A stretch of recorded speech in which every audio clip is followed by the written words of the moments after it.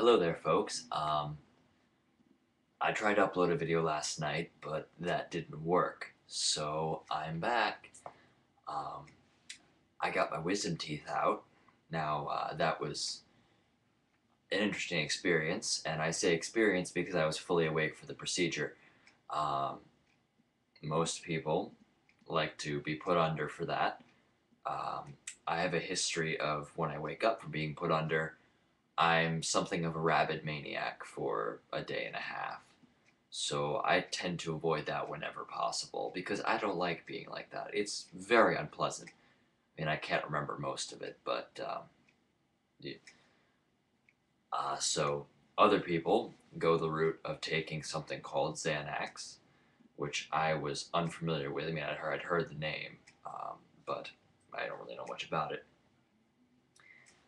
Taking the Xanax and then going in to take laughing gas and then have the procedure done. Now, I really don't believe in drugs or medicine of really any sort, and if I can avoid it, I will. Um, so, I chose not to take the Xanax because it said that one of the side effects was hallucination. And for me, I was on an acne medication like a year and a half ago called Accutane, and that caused me to have hallucinations for about 2 months, and it was really just 2 months of terror. Very, very bad. So, for me, it was basically a combination of, the movie The Wall, Beetlejuice with like a side of Saving Private Ryan. So, very unpleasant, extremely bad. Um, so, yeah, understandably, I try to avoid that. So, I went in and they put me in the laughing gas, which they say is not supposed to have any side effects. Not the case, at least for me. I mean, it might work for a lot of people, but it was not a solid choice for me. So I took this laughing gas. I'm inhaling it through what they call the mitten. I wouldn't call it that, I call it a mask, but whatever. I guess that's the technical term. So I'm inhaling through this mitten, and I start to feel extremely warm to the point where it feels like I'm almost on fire. Now, that's not a good place to be. I went through a pyro phase when I was younger, so I know what it's like to be on fire. It can be very unpleasant. Um, so here I am laying here, and I kind of feel as if my brain is separate from the rest of me, and that's very unnerving. Not a good feeling. So this gas that's supposed to make me like happy and all calm and just okay with the world is making me freak out, um, to a point where I was terrified, and they weren't even in the room because they had to give it a few minutes for it to take effect. So as it's taking effect, I'm alone in this room, like looking around like this, and my hands and fingers are my hands and feet are just twitching like crazy. And they come into the room and they're like, "Well, how you doing?" I'm like, "Turn the shit off," um, because I didn't like it. It felt like I was on fire. That's a painful experience for those of you that know it.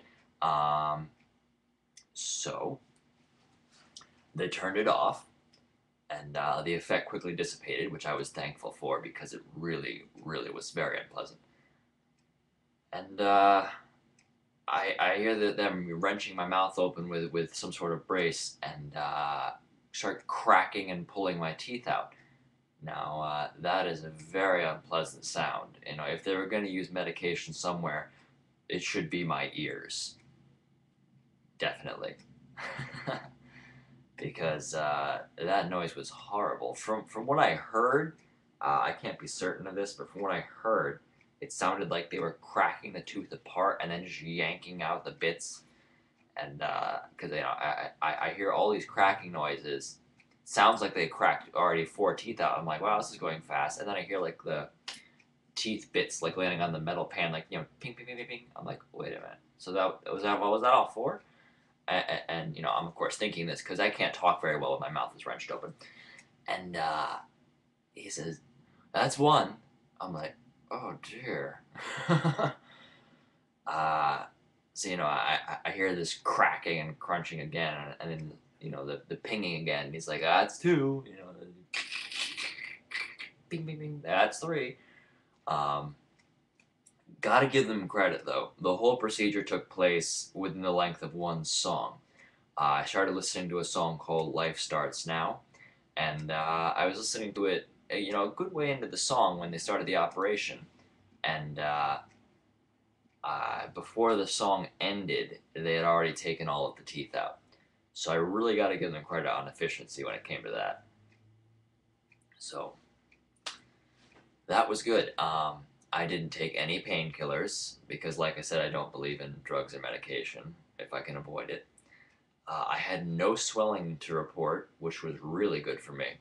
And as soon as I was able to get back to climbing, I did. I was climbing within 3 days of my surgery. Uh, I do enjoy climbing very much, so it's not one of the things I like to be away from. Um, and on the note of climbing, I do a little bit of what's called parkour. Now, I'm more of a climber than someone who does parkour, but they don't go hand in hand, but they have similar aspects to them. When I climb, I climb fairly lazily and not really with any rushed pace. It's more of a precise, calm kind of thing. Parkour, while equally precise, I'm sure, is usually done with a more rapid and swift um, pace of movement. So I'm trying to learn that, and I'm having a lot of fun with it, which is partially why I have this headband on right now, or bandana, or whatever in God's name it's called. My hair is at a length where when I'm running, it can get in my face. Um, so I generally don't like that. So I wear this instead. Now, if you were to see me 2 or 3 weeks ago, my hair was down to my Adam's apple. And I'm talking like all around. It's really, really, really long. It usually would hold itself up in some sort of way, similar to what it looks like now, but if I were to grab it and pull it, I could be like chewing on my hair, and that was a little strange. So I've had my hair cut to a more conventional length, at least for me, and I will be walking to Pawtucket today. In a few minutes after this video, I'm going to start hitting the road. Um, I will be walking from Providence, Federal Hill, for those of you who know where that is, to Pawtucket, which is the next city over. Now, that's not a tremendously long distance, but let me get a little Google map on here for that one for you. Let's check it out. How far away is Pawtucket from here? It's only 5 miles. Now, that may not seem like much, mostly because it isn't much, but it's going over some very, very hilly terrain. Um, but the good thing about uphill is it has downhill afterward. So I have to walk to Pawtucket City Hall from Federal Hill, something I think I should be able to do with little difficulty. Let me just go ahead and check the temperature, because last time I was outside it was pretty damn cold. Not cold enough to wear shoes, though. Not even close. Anyway, it's 36 degrees. Above freezing, no problem. Gotta be strong, right? Um, so I'm gonna be heading off to walk to Pawtucket and then go do some parkour. And it's fun, so hopefully I have some fun and don't hurt myself. I have a lot of videos of me climbing that I've been trying to edit together into some sort of mildly watchable form of entertainment, but you see the videos, many of them are shot in the portrait mode, not landscape. So when I imported them into iMovie, they were compressed to fit the landscape style. Now, what that means for me is, I am not able to look proper when I'm climbing these things. It looks as if I'm 3 feet tall climbing a 6-foot wall, when in fact I'm 6 feet tall climbing a 12-foot wall or something of that size. So it just seems a little odd. So I'm going to try to rectify that, but in the meantime, you'll just have to assume that I can climb things before the videos are posted. So I will be leaving you now, at the risk of recording another video like last night, where it just seems to have run out of time and stopped recording. So I'm going to try to avoid that and keep this to 10 minutes. So with that, I say goodbye and wish me luck with the parkour. Later.